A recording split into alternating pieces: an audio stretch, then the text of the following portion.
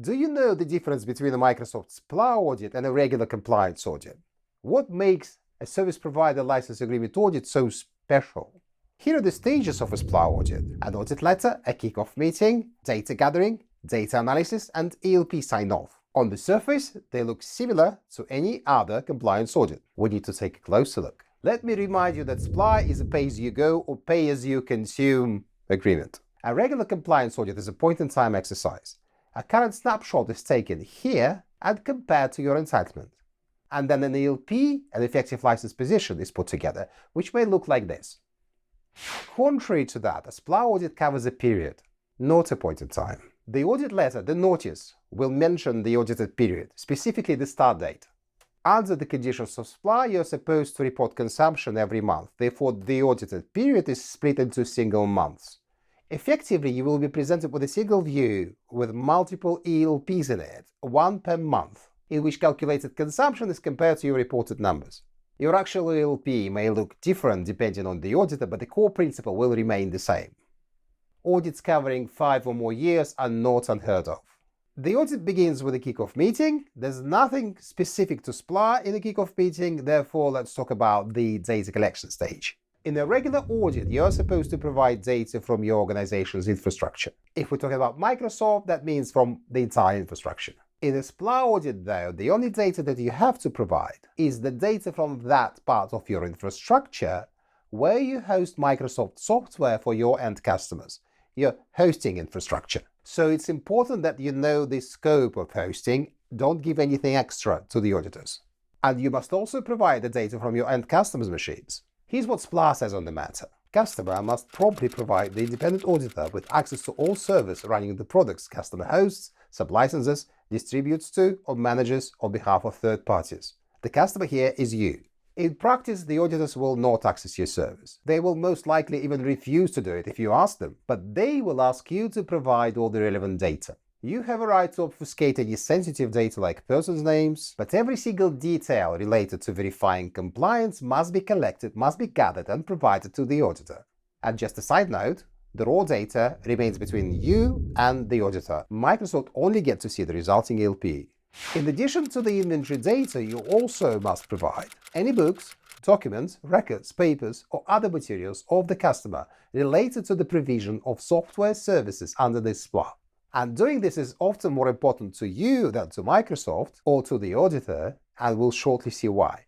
As with any other audit, data analysis stage is when the majority of the so-called audit defense activities take place. But don't take me wrong, the audit defense begins much earlier. Ideally, you must be always ready, even if you never receive an audit letter, but don't count on that. Every SPLA provider shall be audited, and they may be audited even after they stop providing the services. Let's look at that SPLA fragment again.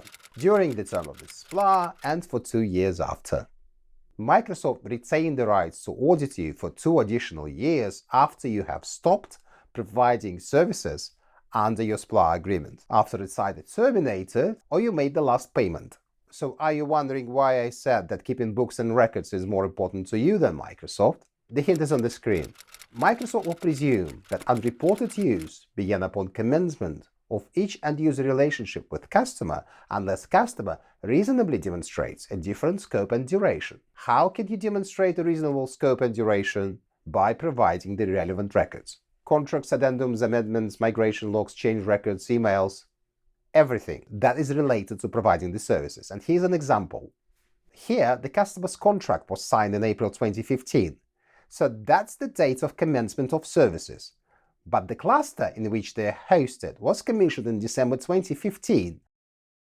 And virtual machines were only migrated into the cluster in February 2016. Although the operating system deployment date from the registry is January 2012, February 2016 is the date when you had to start reporting consumption from their virtual machines. Until then, your team was preparing the customer for migration to your data center.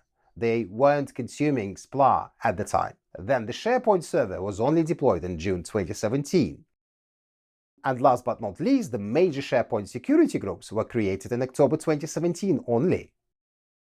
The actual order of events may be different. Some of this data cannot be gathered from technical inventory, so you need to keep all the relevant records. There are a few traditional audit excuses that don't work in SPLA as expected. Oh, but we only had it here temporarily. We understand, so we're only asking you to pay for the temporary period.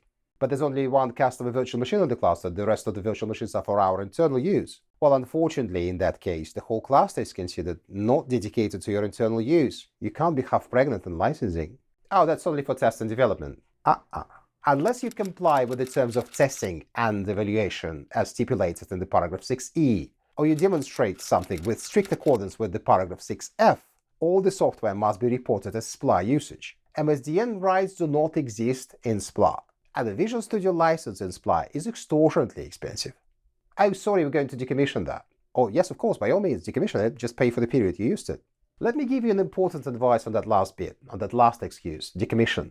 If you really are going to decommission something, decommission it straight away, because the clock is ticking. If the auditor has found any non-compliance, you don't have to wait until the end of the audit. The negotiation phase with Microsoft then may take a year or more. The auditor will know that you have that issue, the Microsoft will know that you have that issue, and every month will increase that non-compliance. You don't want to remain in the red for that whole negotiation period. If you agree that something is your fault, that something is non-compliant, get rid of that straight away. And now please pay even closer attention.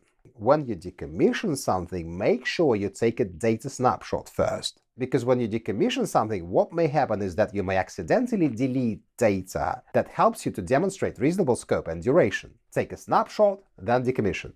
After all the analysis is done, after all the discussions have been held, you have to sign off an ELP. You should resolve all the technical and compliance disputes based on data and the clearly stipulated terms and conditions of SPLA before the ELP sign-off. Auditors cannot help with any gray areas, they are not empowered to have any commercial negotiations, they can't take decisions from Microsoft, and in the gray area they will most likely take the side of Microsoft. Microsoft, on the other hand, prefer not to dispute raw data and technical details. Raw data stays between you and the auditor. It's very important that you resolve all the technical disputes before you sign off the ELP. And by this time, a lot of questions and a lot of unresolved things will pile up. And if you're in doubt, ask a subject matter expert. People baptized in multiple audit defense exercises know what works and what doesn't, so you won't have to waste your time and resources unreasonably. But you can start preparations for a SPLA audit yourself. And I put a video here for you that talks about the 3 aspects of the SPLA audit scope, so you can watch it next. This series is going to be continued, so if you want to stay up to date with every video that I upload to this channel, please subscribe and hit the notification bell. Thank you and have a nice day.